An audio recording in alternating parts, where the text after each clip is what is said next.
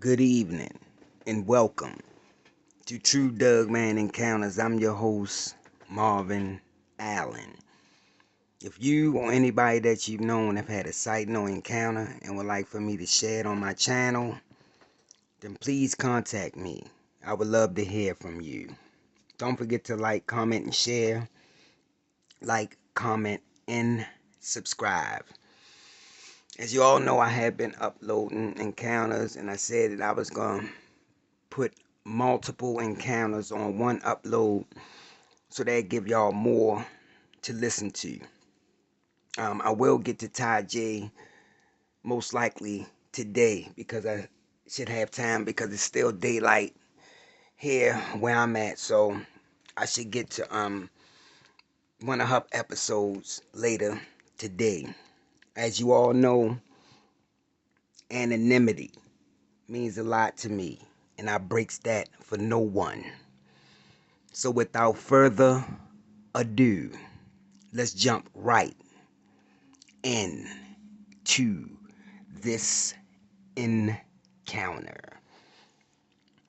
Now this encounter right here comes from my eyewitness, and she said it happened around the end of the summer. She said her family moved out in the middle of nowhere, surrounded by nothing but woods. And she said on their property in the back, they had a couple of old shacks that was back there. So she said her father had made one shack where he would just use to work out of. So she said one weekend, her father was out there working in his little shack, and I went out there to let him know that it was almost time for dinner. So he said, okay. And he started, putting his tools away and things like that. But just when we was about to leave and go in the house, he said, "Daggett." And I asked him what was wrong. He said, "I left my saw in the woods." He said, "Can you go and grab it for me? You will see it because you'll see the branches and, trees where I was cutting and sawing stuff earlier today." So I began to walk and take the trail leading to where my father said that the saw would be. But as I entered this trail, the first thing that hit me was the smell of urine and something rotten, because a gust of wind it's like it just blew in my face. Now mind you, I continued to walk. And as I continued to walk, that's when I heard this low growl coming from my right. So I look in that direction.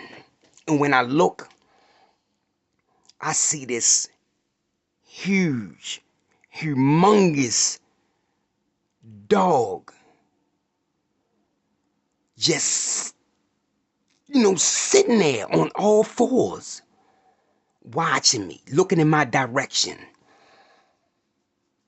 Then this large thing started to walk towards the trail or path. And when it did that, this thing stood up on its hind legs. And when it stood up on its hind legs, I let out this loud, short scream. And when I did that, I could hear my father calling out to me. Now I'm watching this creature in front of me. I mean, it was huge, it was big, large head, a long, thick snout, pointed ears, long arms with hands with long claws on them. And it had bent back legs just like a dog would have. As I'm watching this creature and it's watching me, that's when I hear my father behind me saying, "Turn around and run to me." So I did. And as I did that, I could hear my father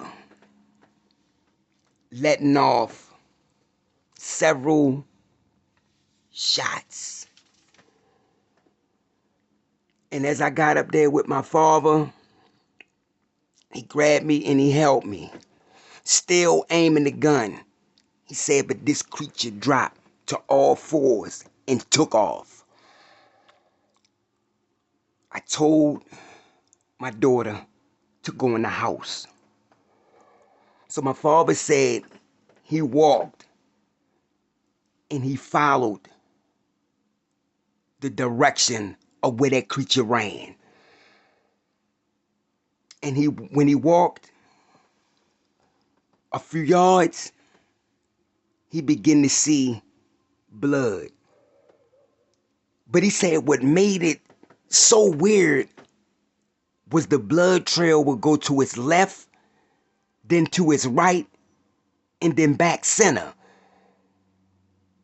He said it did that for quite a few minutes that he walked. He said then all of a sudden, poof, the blood trail just disappeared.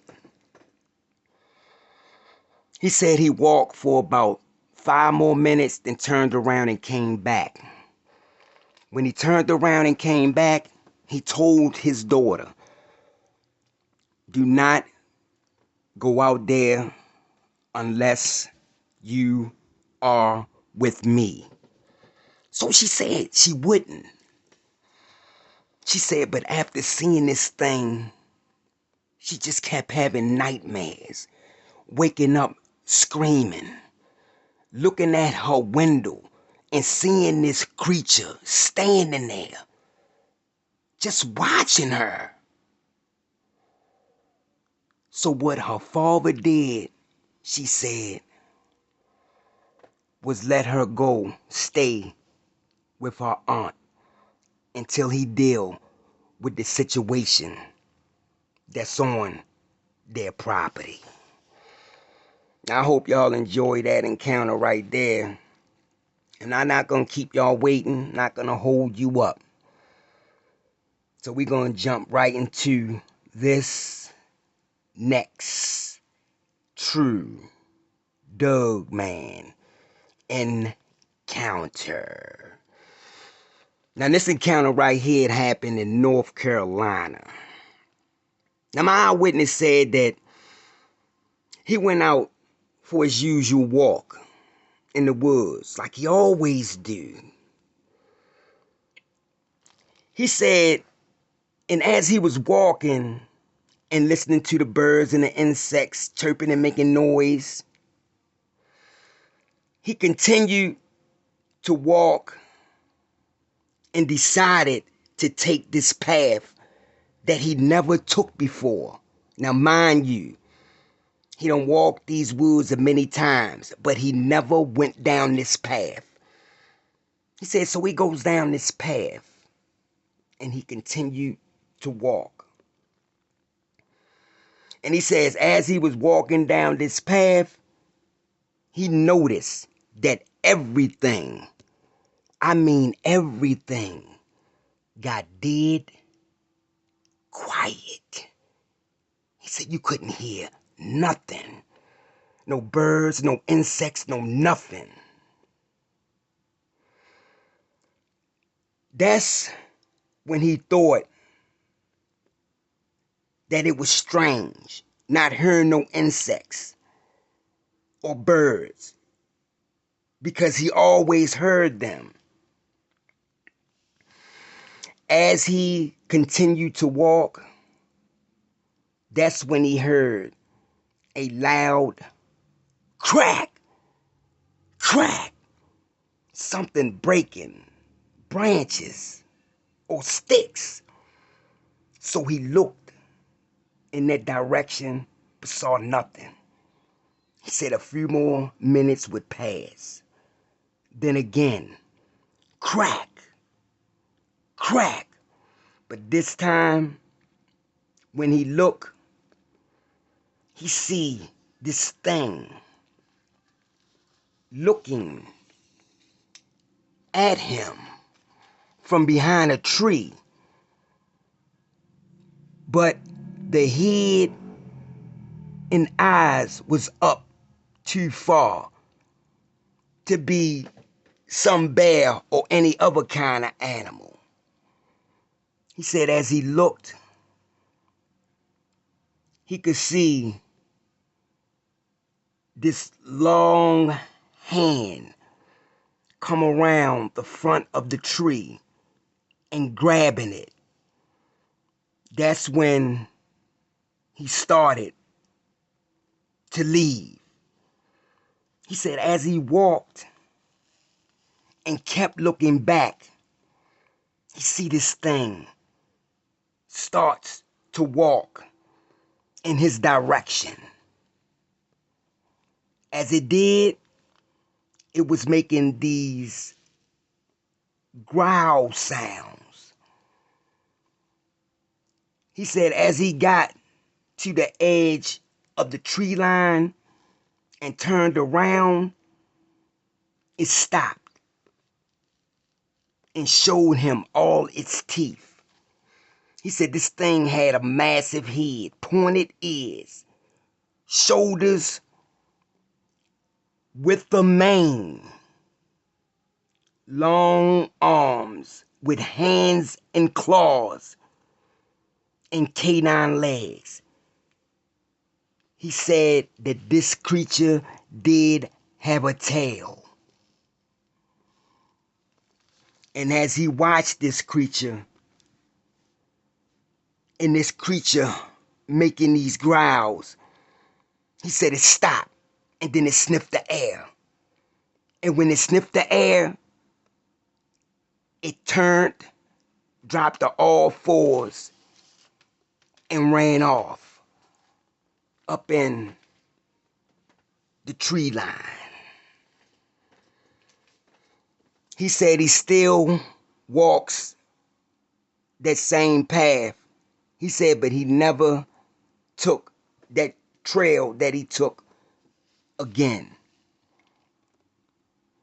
Now, not going to keep y'all waiting. We're going to jump into this next encounter.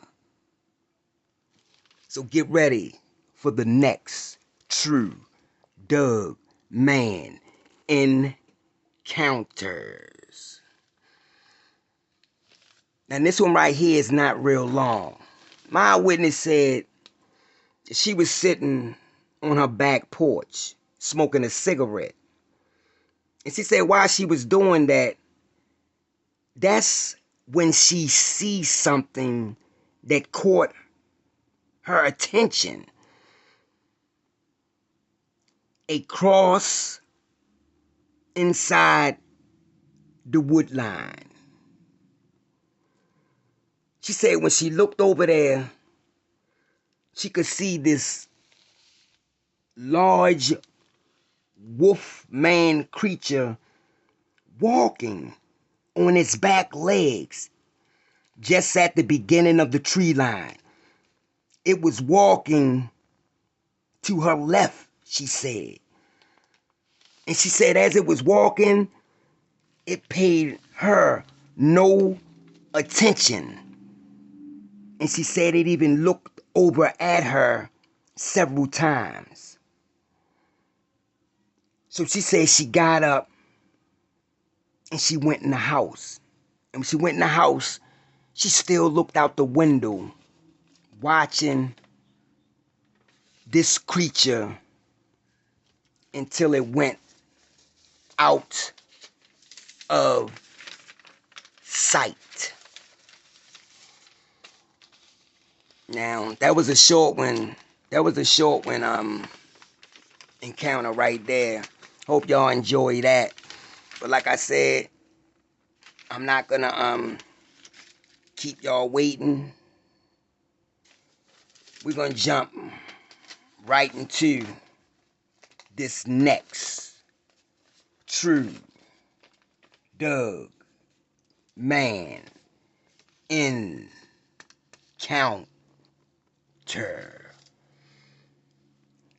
Now my next encounter is with a family that rented a cabin for the summer. This is something that they always used to do. My eyewitness said that when they was there and they had got settled in, she said the second weekend she went outside and was playing with their dog. She said while she was out there playing with her dog, she kept throwing this ball. She would throw the ball, it would fetch, run, and bring it back. She would throw it, fetch, run, and bring it back. She said, but one time, she threw it a little too far, and it went close to the tree line. So she said the dog went and chased after the ball. But she said when it got there, it just stopped and looked, and its ears went back, turned, and ran down there back at her, shaking and shivering. And she said, what's wrong, boy? What's wrong? And she lifted him up. She said, it's okay, it's okay, it's okay. So she said when she lifted him up, she looked. And she saw this black wolf-looking dog on all fours watching her. Now she said she know what scared her dog. So she ran in the house telling her father. Father comes out and he goes and he looks around. And when he looks around, he sees nothing. My witness said a few days would pass when she's in her room. And she said while she's in her room and she's sitting up and she's on her computer, that's when she said she heard the sounds. Tat-tat. Tat-tat. Tat-tat. Something tapping on her window. Now mind you, she don't know what it is because she don't see it yet. She says she eases off the bed and she stands up. When she stands up, she see this dark silhouette shadow emerge. Then she see the ears. She see the massive head. She see the snout. She see those glowing yellow eyes looking right at her. So she eases over to the door. But she said as she was walking towards her door, this thing began to growl. So she stopped. And when she stopped, she said her father was coming out his room to go to the bathroom. That's when he said, what's wrong? And she took her hand and, like Chuck saying, come here. And as he came towards her, she said, it's this monster looking in my window. The father eases her out the way and comes in her room. And when he do that, he see this silhouette just took off. He runs, he grabs his gun, he goes out. When he goes out, he can hear trees, sticks breaking and all that, something running through the woods. Now mind you, he know it ain't no human.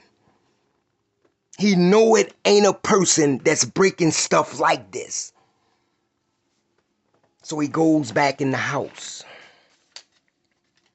And when he goes back in the house, he tells her, look, just stay close to the house because we don't know what this thing is. So my eyewitness said they went out to watch a movie one weekend. And as they was coming back and getting ready to pull up, the father noticed something dark standing just outside his daughter's room. He hits the high beams, boom, lights it up. This thing turns, shows his teeth, and let out this massive, horrible growl. And when it did that, it dropped to all fours and shot off back up into the wood line. When they go in the house, the wife tell him, we need to go. We need to leave. We need to cut this vacation short. We need to go. So the father said, okay, we're gonna leave. We're gonna just have to cut this vacation short. So they said a few days would pass. And they was in there eating dinner. And they said after dinner, they all went in to watch a movie. And while they watching a movie, that's when they all hear this heavy breathing just outside the door. They can hear heavy breathing, so they know that whatever on the other side of this door is massive because of the wind that is pushing out. So the father says, be quiet, don't say nothing. And it kept breathing. After a few seconds is when this thing started to turn the doorknob. It just kept flickering it.